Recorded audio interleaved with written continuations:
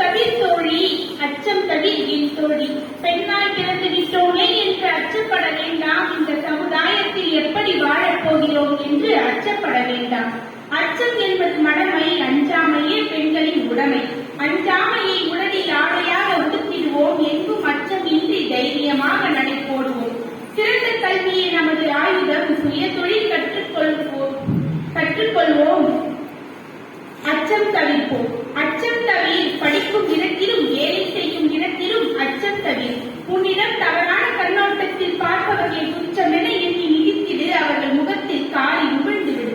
அச்சம் தவிர்த்து விடு. சத்தம் போட்டு ஊரை கூப்பிடு.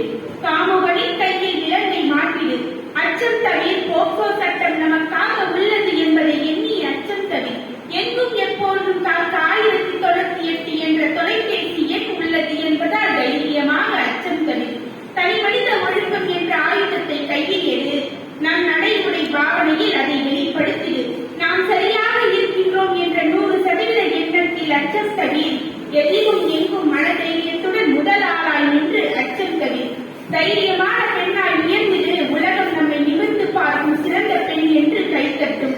அச்சம் தவிர்ப்போம். அஞ்சாமல் வாழும். ஏனெனில் நம் பாரதி தந்த புதுமை பெண்கள் என்பதால். நன்றி.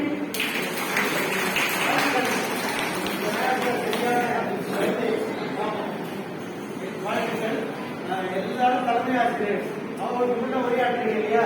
நாளைக்கு என்ன வாழ கண்டிப்பா ஆகும்.